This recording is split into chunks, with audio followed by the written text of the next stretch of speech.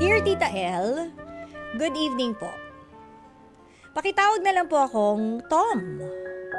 I am 29 years old and isa po akong proud member ng LGBTQIA community.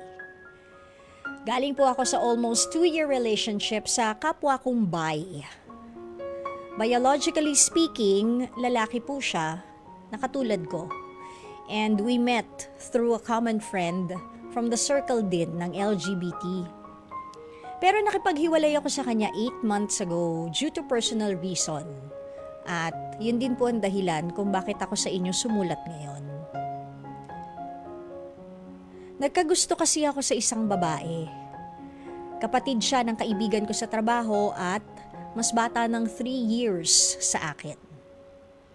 Pagpasok ng 2024, nagsimula kaming mapadala sa bahay ng colleague ko.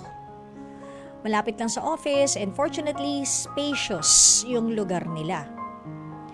Nakakatuwa yung kapatid niya kasi game na game makisama sa amin basta off niya or available siya.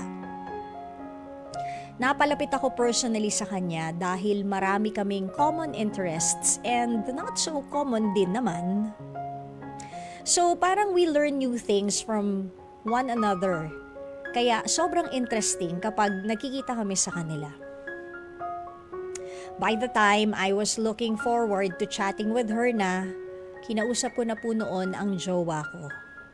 Naging honest ako sa status ng feelings ko that time and eventually, I decided na makipaghiwalay. Nakokonsensya na kasi ako kapag kahit magkasama kami, itong kapatid ng katrabaho ko ang nasa isip ko. And ngayon, Tita L, magkasama po kaming nagsisimbang gabi. Yung sa madaling araw talaga ha. And hindi ko makontain yung happiness ko na siya ang kasama ko this holiday season. Gusto ko siyang ligawan, Tita L. Gusto ko maging kami. Pero hindi ko alam kung saan at papaano magsisimula.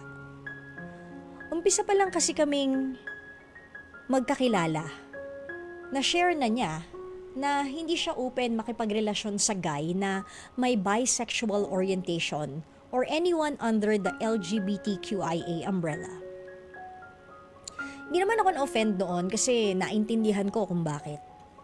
Somehow, trust issues na ang hirap ngang magselo sa mga kapwa babae, pati naman daw ba lalaki pagseselosan pa. Tapos, twice na rin siyang naloko at na-cheat ng 2 naging ex-boyfriends niya. Kaya sana ma-advise niyo ako, Tita L, paano ko po ba mare-reintroduce yung sarili ko sa kanya bilang seryosong manliligaw? Na hindi ko siya madidisappoint. Kasi baka maisip niyang sinamantala ko yung closeness namin lately. Tsaka yun nga, given na meron akong past sa LGBTQIA which is ayaw nga niya. Hanggang dito na lang po at maraming salamat, Tom. Okay, Tom. Wow, para kang para kang kanta ni Jamie Rivera. I've fallen for you. Nakinanta rin ni Tony Gonzaga.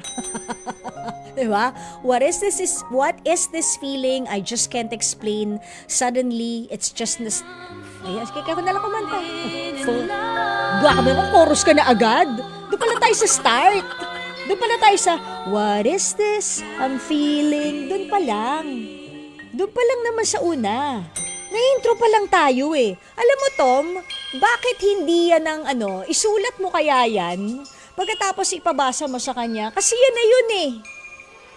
That is exactly, yun na yun. Diba? What is this feeling I just can't explain? Suddenly, it's just not the same. Diba?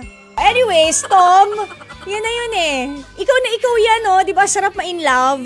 Pero alam mo, siguro, ang pinakamagandang advice na pwede kong ibigay sa'yo is don't overthink. Allow the process.